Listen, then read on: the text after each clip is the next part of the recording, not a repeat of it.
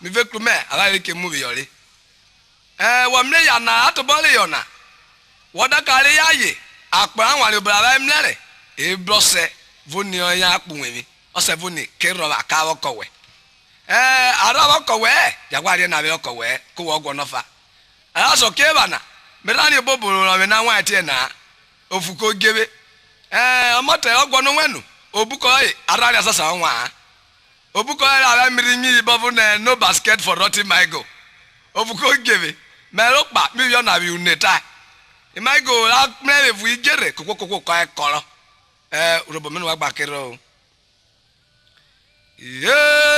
megu na si foolish money bloody my go over me road before you come another man who block up all the time.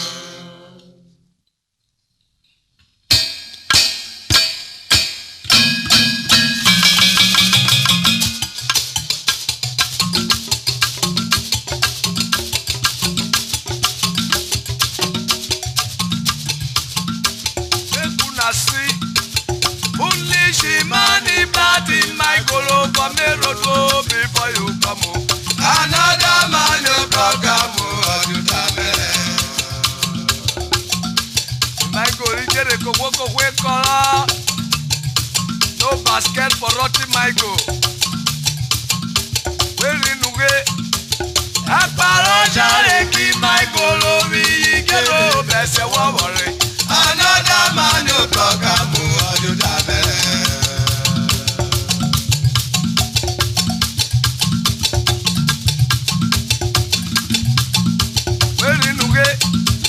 Aparo jare ki my golo mi kero bese wo wore another man you program all the time.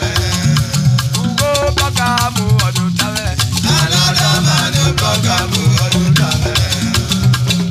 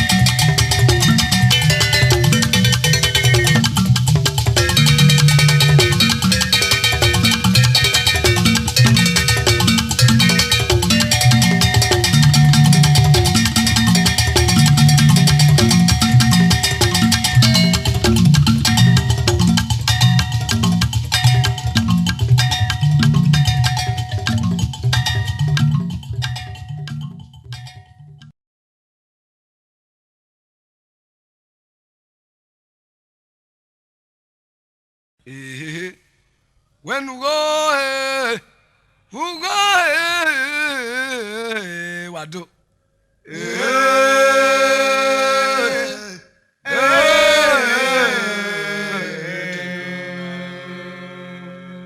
Enjoy over. One black banana, Oromio, Otoko. What do you know when I hear no way? You move along with Ariana, Bulwuru, and Apoka, Wagono. Organic arome. Why to remember? Where's your at a time, Meta? Mabakero. Alomio walk with it to Gula, Okma, Okwalomio walk with it to Gula. Meko Carigo, Mevati Moto, Lemegua, Alomio Munu, Moto Lide, Medere. One on a belle vitaya, Muelo. Okwalomio walk with it to Gula, Quayawadu. Okwalomio walk with it to Gula. Okwalomio walk with it to Gula. Meko Carigo, Mevati Moto, Lemegua, Okwalomio Munu, Moto Lide, Medere. Well, not bad, but every time I'm Okwalomio walk with it to Gula. Alomio walk with it to Gula. Elio, Alomio walk with it to Gula.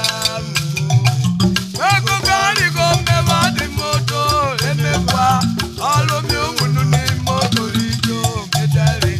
Well, not bad, but every time I'm Okwalomio walk with it to Gula. Okwalomio walk with it to Gula. Okwalomio walk with it to Gula. Meko Carigo, Mevati Moto, Lemegua, Okwalomio Munu, Moto Lide, Medere. Well, not bad, but every time I'm Okwalomio walk with it to Gula.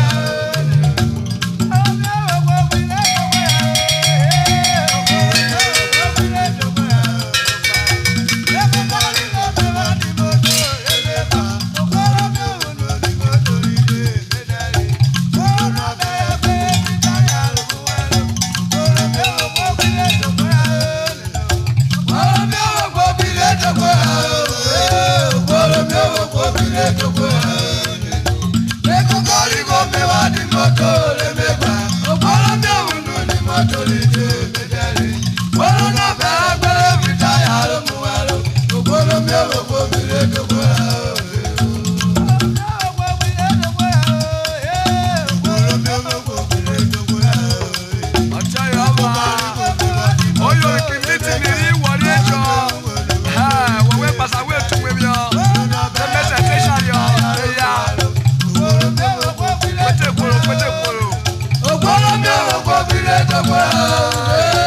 Okwalomio walk with it to Gula.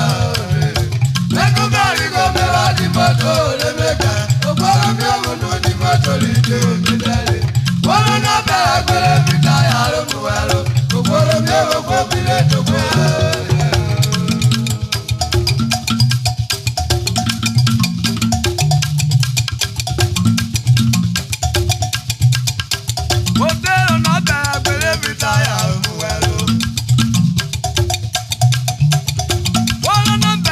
Every time I'm well, but then I'm back, but every time I'm well, but then I'm back, but every time I'm well. I tell you, but then I'm back.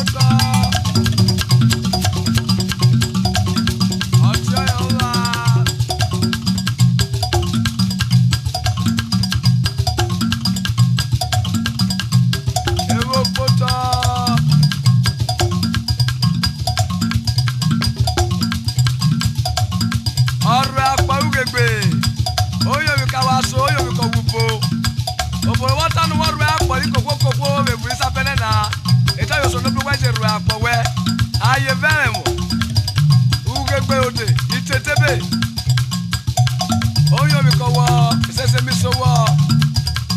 Ebe no pa me so we nu pe na. Enu pe na me also we na. Kogo wo ru ke jo be ba na wo ju we ke jo be. Ine no airiro ine no e.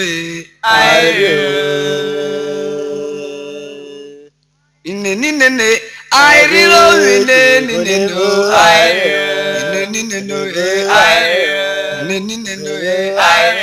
Me shopa Urhobo me kori gbe me yo wali Nigeria o me ki kori gbe me o me je wali bedero me ki kori gbe me o kori woro abude woro oboro kori eru ibi woro me Okpan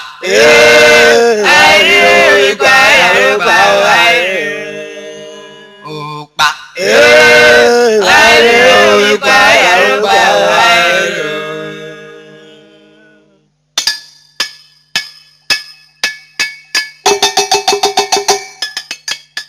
Agiri igbajo apome goga na ma agiri ogo igbajo apome goga no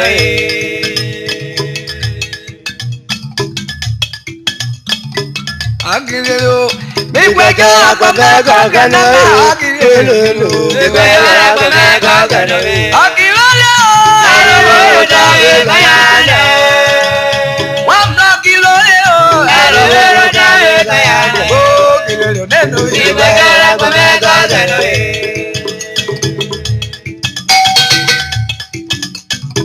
agireni ibegara komega gano agireni ogo ibegara komega gano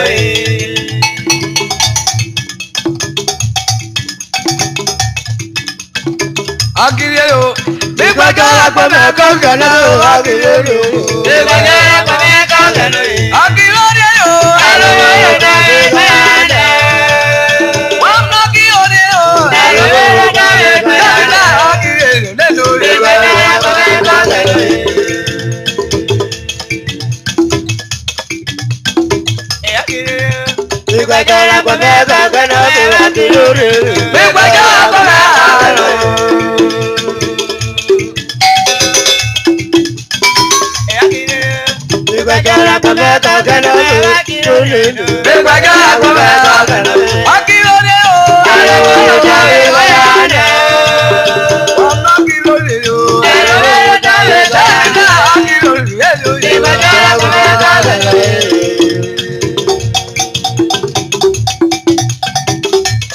Kabailo Benin, Chibo Salubi, Obuyo Nule, Oyo Kowe, Bola Urhobo na joy organize be utewe kasakasa warare.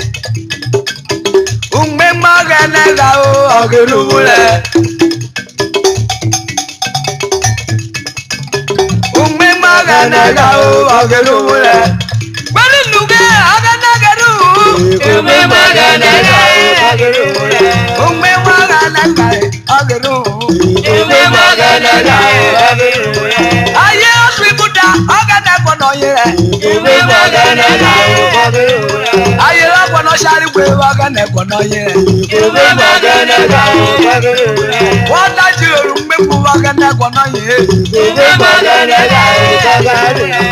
meju wele Christmas ye keruna ada be Christmas lu popo yara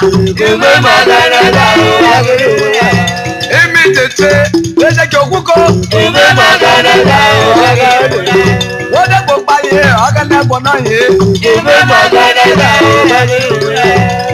je mu ikisi masi bona gogo ime magana ga kero taishi tomo kama kadale ime magana ga ade buda boko makobe roko ime magana ga ejali ma agana geru Oyo kawashi mama kabako ati peke ube magana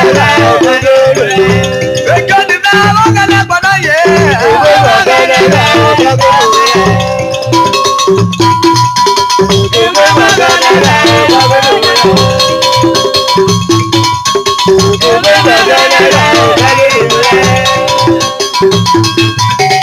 ube magana